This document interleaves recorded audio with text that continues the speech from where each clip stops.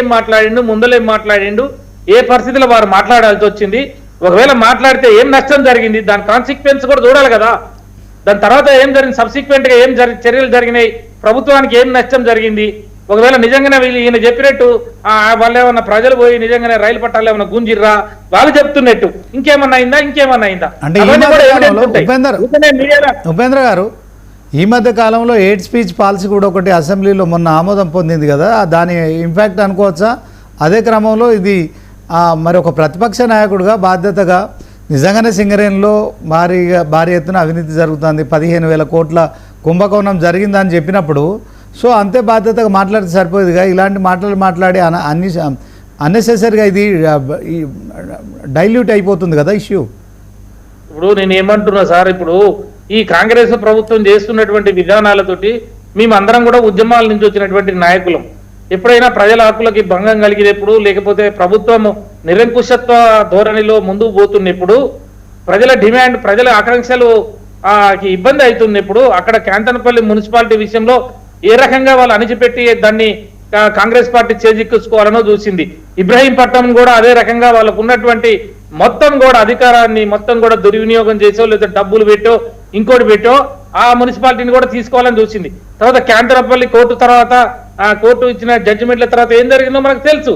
ఇవన్నీ కూడా లగచర్ల విషయాన్ని కానీ, మూసి విషయంలో కానీ, మొన్న వెలుగుమట్ల విషయాలు కానీ ప్రభుత్వం ఏంటంటే దుందుడుకు చర్యలతోటి, ఒంటెద్దు పొగడతోటి, నిరంకుశత్వంతో ఇక ప్రజా వాయిస్గా ఉన్నటువంటి బీఆర్ఎస్ కార్యకర్తలని కేవలం ఒక ఫేస్బుక్ లో ఒక చిన్న పోస్ట్ పెడితేనో, లేకపోతే యూట్యూబ్ లో ఒకటి మాట్లాడితేనో, లేకపోతే ఎవరైనా జనరల్ గా ఉన్న పబ్లిక్ కూడా ప్రభుత్వానికి వ్యతిరేకంగా వాళ్ళకి జరుగుతున్న అన్యాయం మీద ప్రశ్నిస్తానో అనేక రకాలుగా సెక్షన్లు పెట్టి ఈ రోజు లోపలేస్తా ఉన్నారు.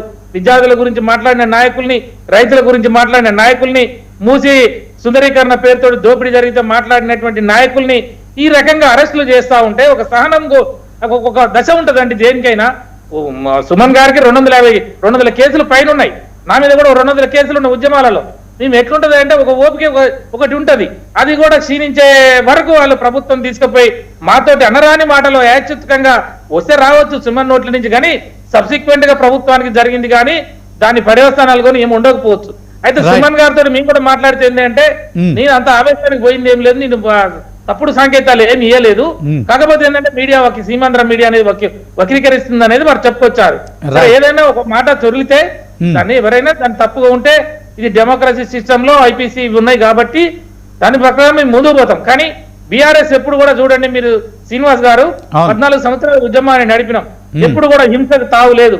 ముఖ్యమంత్రి గారు మా నాయకుడు ఎప్పుడు కూడా చెప్పాడు, డెమోక్రసీ సిస్టమ్ లో పార్లమెంటరీ విధానంలో మనం ఓటు ద్వారా మనం పొలిటికల్ గా కంపల్షన్ సృష్టించి, రాజకీయ అనివార్యతను సృష్టించి, జయశంకర్ సార్ ఏ నినాదం అయితే చెప్పిండో భావజాల వ్యాప్తి ఉద్యమాలు ఆ తర్వాత వస్తే రాజకీయ ప్రక్రియ ద్వారా తెలంగాణ వస్తుంది. కాబట్టి మేము ఎప్పుడు కూడా భావజాలాన్ని వ్యాప్తి చేశాం, ఉద్యమాలు చేశాం డెమోక్రసీ సిస్టమ్ లో.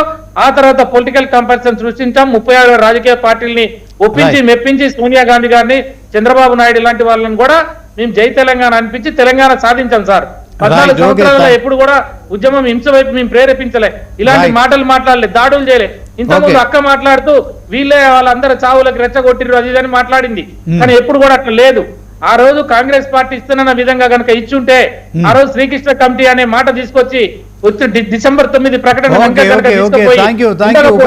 తెలంగాణలో ఆత్మహత్యలు అనేవి ఉండకపోవు sir. Right, okay, thank you. మొత్తానికి బాల్కా సుమన్ అరెస్ట్ తర్వాత ఏం జరుగుతుంది అనే దాని పట్ల మరి కాసేపట్లో ఆయనపై పోలీసులు ఎలాంటి కేసులు నమోదు చేశారు, ఏ సెక్షన్ల కింద నమోదు చేశారు, బెయిలబులా నాన్ బెయిలబులా, సో మొత్తానికి మరొకసారి అంశంలో చట్టపరంగా ముందుకెళ్తామని బీఆర్ఎస్ చెప్తోంది. సో ఏది ఏమైనప్పటికీ మరొకసారి మరి బాల్కా సుమన్ లాంటి వ్యక్తులు చేసిన కామెంట్స్పై మాత్రం కొంత విశ్లేషకులు అయితే దీన్ని సున్నితంగా